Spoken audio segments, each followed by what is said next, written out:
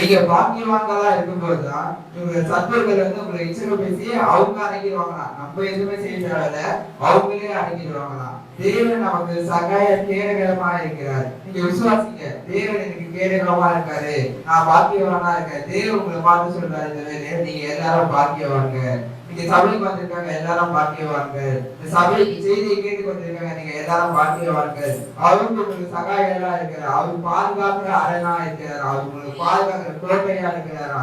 அவரே உங்களுக்கு கேடகமா இருந்து உங்க வாழ்க்கையில 2021 அவர் நடத்தி தருகிற தேவனா இருக்கிறார். எத்தனை பேர் விசுவாசிக்கீங்க? அவரே எனக்கு கேடகமா இருக்கிறாரு, அவரே எனக்கு அரணா இருக்கிறாரு, அவரே எனக்கு பாதுகாக்கிற மேய்ப்பரா இருக்கிறாரு, அவர் செம்மையான பாதையில் அவர் நடத்தி செல்வாரு என்று நீங்க விசுவாசிக்கும் போதுதான் அவர் உங்களை நடத்துகிற தேவனா இருக்கிறாரு. நீங்க பாக்கியவான்களா இருக்கீங்க. எத்தனை பேர் விசுவாசிங்க? நான் பாக்கியவான். உங்க எதிர்த்து கை வச்சு சொல்லுங்க, நான் பாக்கியவானே. என்ன பாக்கியவானா எனக்கு தெரிந்து பண்றாரு, இன்னும் நான் பாக்கியத்துல இன்னும் நடப்பேன் அப்படின்னு நீங்க தேவனுக்கு நீங்க கேட்கும் போது, நீங்க மனதில் விசுவாசம் போதுதான் தேவன் உங்க எல்லாத்தையும் பாக்கியவான்களா மாற்றிய தேவனா இருக்கிறார். ஜோஸ் 1ஆம் அதிகாரம் 2ஆம் வசனம். இப்போது நீயும் இந்த ஜனங்கள் எல்லாரும் எழுந்து தாசனாகிய மோசே மரித்து போனார், இப்பொழுது நீங்க எங்க ஜனங்க எல்லாரும் எழுந்திருக்கோமா?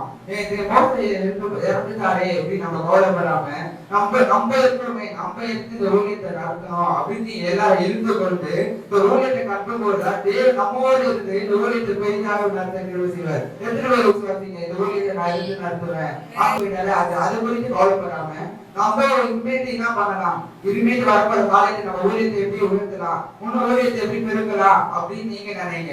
நம்ம வாழ்க்கையில ஏதாச்சும் இறந்து போயிருந்தாலும் நம்ம இறந்ததை நினைத்து கவலைப்படாம இனிமேட்டு என்ன வாழ்க்கையில நடக்க போகுது, தேவன் நமக்கு என்ன சித்தம் வைத்திருக்கிறாரு, நீங்க அதை நினைத்து தேவன் ஜெபிக்கும் போது தேவன் உங்களுக்கு பெரிய காரியங்கள் செய்ய சித்தம் வைத்திருக்கிறாரு. எத்தனை பேர் விசுவாசிங்க? தேவன் எனக்கு பெரிய காரியம் செய்திருக்கிறாரு, பெரிய சித்தம் வைத்திருக்காரு.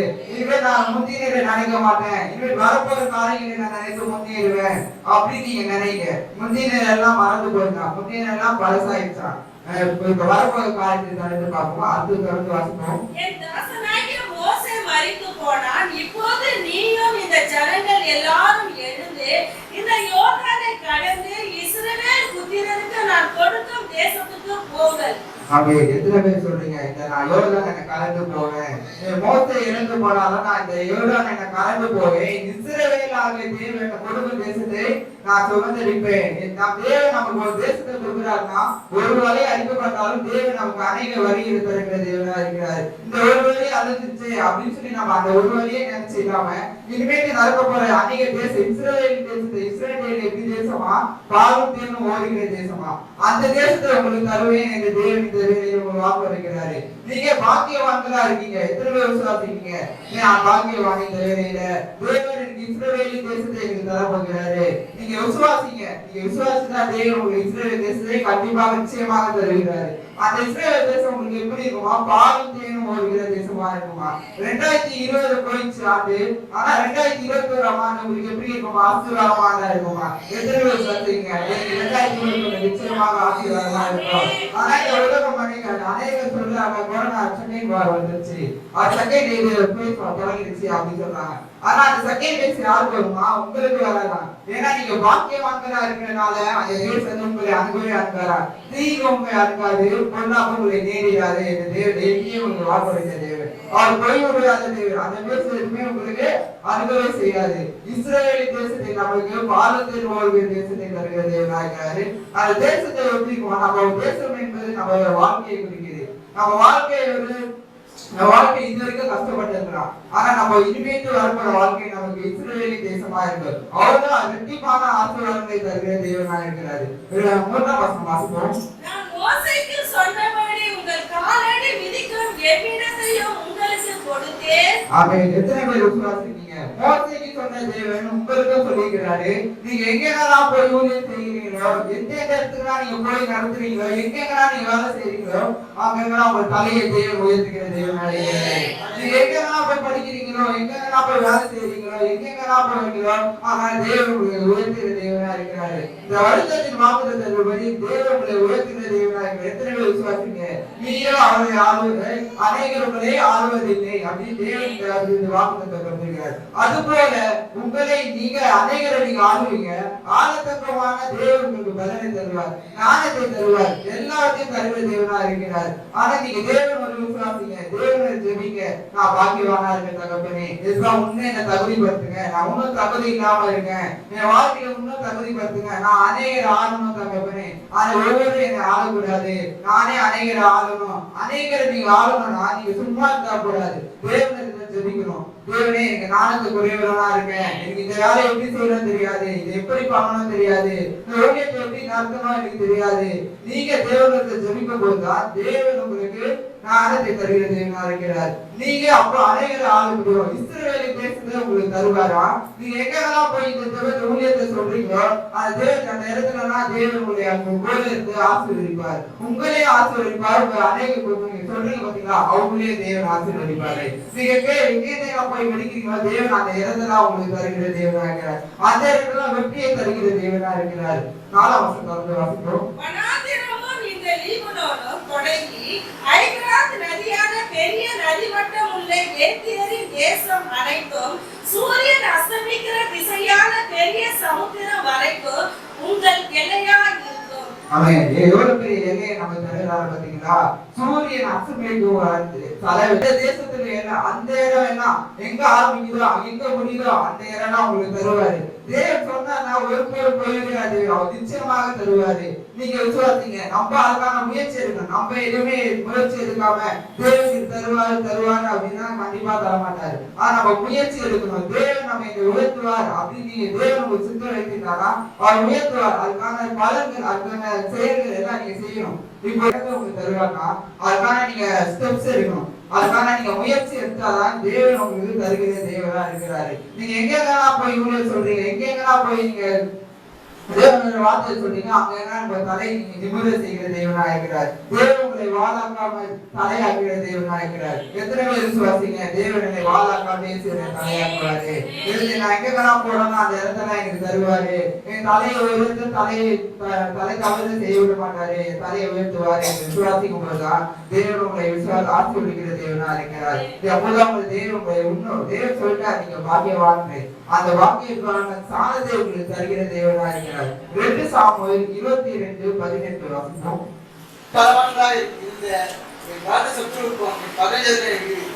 ஆமென். எத்தனை பேர் விசுவாசிக்கிறீங்க? என்னையும் பலவான்களாக என்னை பலத்த சத்துருக்களை இருந்து என்னை விடுவிக்கிற தேவனா இருக்கிறார். நம்மளோட எதிராளி எப்படி இருக்காங்கன்னா நம்மளோட பெரியவங்களா இருக்கிறாங்க. கோலியாத்தை பாத்தீங்கன்னா சின்ன மனுஷன் தாவீது இருந்த போல, தாவீது ரொம்ப சிறிய தாவீதான். அந்த தாவீது அந்த தேசத்துக்கு கோலியாத்து போரடிக்க அந்த இதுக்கு வந்தாங்க. அப்போ கோலியாத்து ரொம்ப இதா இருக்கான். ஆனா தாவீது அந்த தேசத்துல ரொம்ப சிறியவனா இருந்தான். அவங்க தாவீதுக்கு அந்த சோல்ஜர்ஸ் போட்ட இது வெப்பன்ஸ் எல்லாமே கொடுத்தாங்க. ஆனா தாவீது என்ன பண்ணாரா, எனக்கு அதெல்லாம் தாங்க வேணாம், அதெல்லாம் தாங்க முடியல, போட்டு பார்க்க சொல்லும் எனக்கு அதெல்லாம் செட் ஆகல, ரொம்ப வெயிட்டா இருக்கு அப்படின்ட்டு. ஆனா தாவீது யாரை நோக்கி முன்செலுத்தி போனாரா? இயேசுவை முன்னோக்கி போனாரா? இயேசு என்னோடு இருக்கிறார், இயேசு இருக்கும் போது பெரிய கோலியாத்தை சாகரிப்பேன் சின்ன கூழாங்கல்ல வச்சு தேவன் தாவீதுகிட்ட எங்க சொல்லியிருக்காரு, நீ அதை சாகரிப்ப அப்படி சொல்லியிருப்பாரு. சின்ன நம்ம எவ்வளவு பெரிய சத்துருக்கள் இருக்கலாம், ஆனா அந்த சத்துருக்கள் எல்லாம் நம்மளை நிர்மூலமாக தேவன் திட்டம் வைத்திருக்காரு. நீங்க தேவனத்தை சொல்றீங்க, அவங்க பெரிய என்னோட பலனா இருக்காங்க, என்னோட பலவான்களா இருக்காங்க, நீங்க தான் எங்க ஒரு கூட இருங்க, நீங்க தான் என்ன பார்த்து கொடுங்க, நீங்க அவங்க எந்த தேவையில இல்லாதபடி நீங்க பாருவாங்க அப்படின்னு சொல்லும் போதுதான் தேவன் உங்களை ஆசிரியர் சித்தம் வைத்திருக்கிறார். கோலியாத்தை எல்லாம் அழித்து போவாங்க. 2021 நான் தேடியும் அவர்களை காணாம இருப்பேன். இவருடைய போராடினவரை என்னை வருங்காலினவரை நான் தேடியும் காணாத இருப்பேன் என்று நீங்க விசுவாசிக்கும் போதுதான் தேவனை செய்கிற தேவனா இருக்கிறாரு. சங்கீதம் 66:5 வந்து பாருங்கள், தேவனுடைய செய்களை நீங்க வந்து பாருங்க.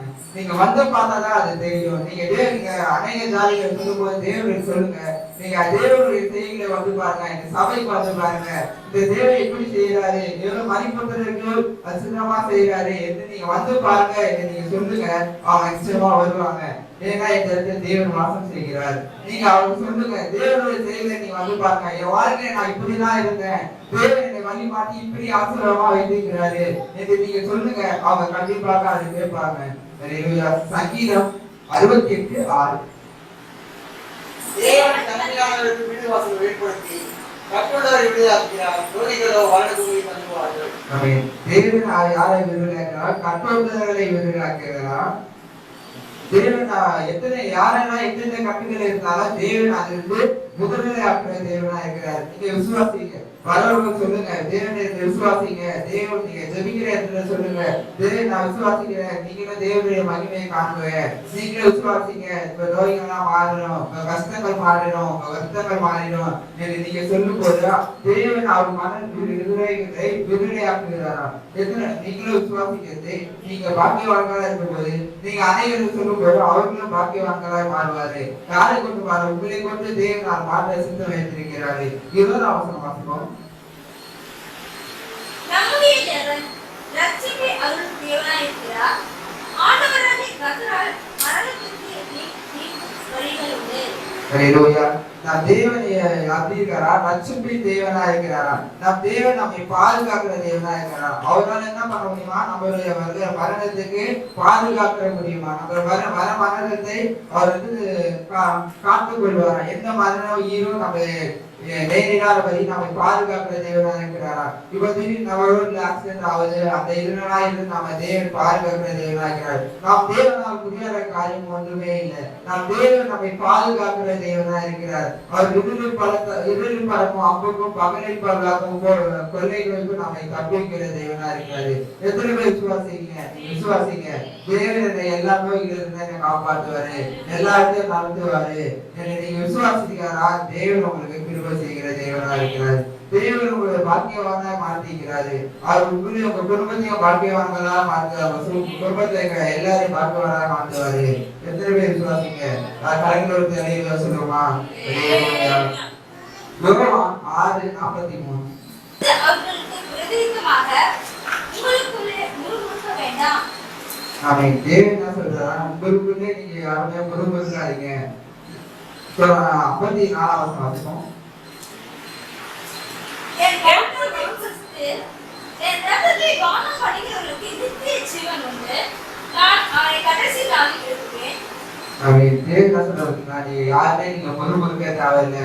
எந்த காரியத்தை குறித்து நீங்க முறுமுறுக்க தேவையில்லை.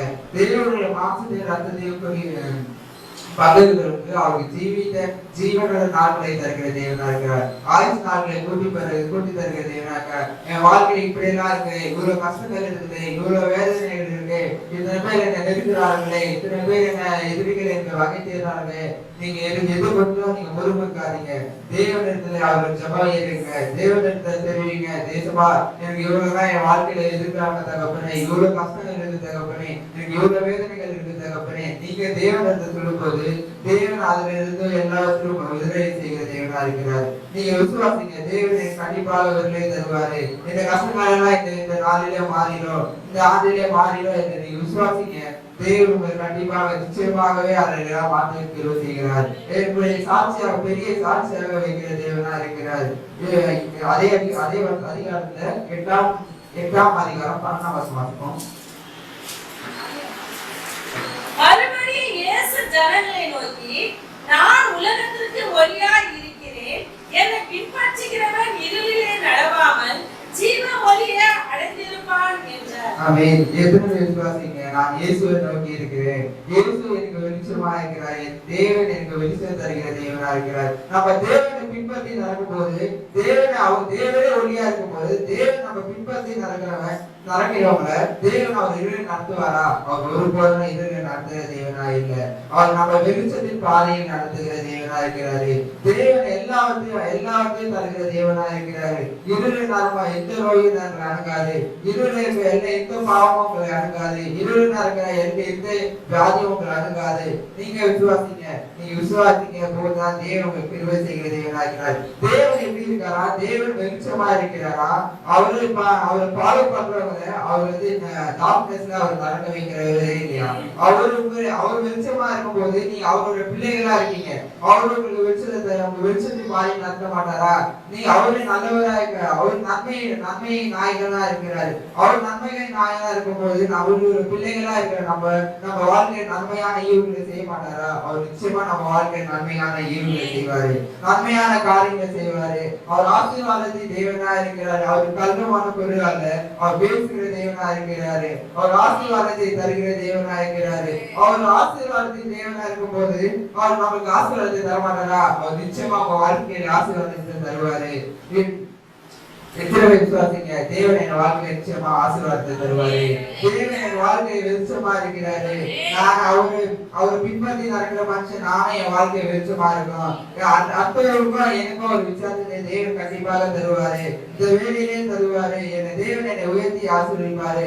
தேவன் என்னை வெளிச்சமா வைப்பாரு. டார்க்னஸ்ல என்னை இருளின் பாதையில ஒருபோது என்னை நடத்தாத தேவன் அவர் நிச்சயமா என்னை வெளிச்சத்தின் பாதையில் நடத்துவாரு என்று நீங்க விசுவாசிங்க. தேவன் கண்டிப்பாக நிச்சயமாக உங்களை வெளிச்சத்தின் பாதையில நடத்துவாரு. 36ஆம் வசனம் வாசிப்போம்.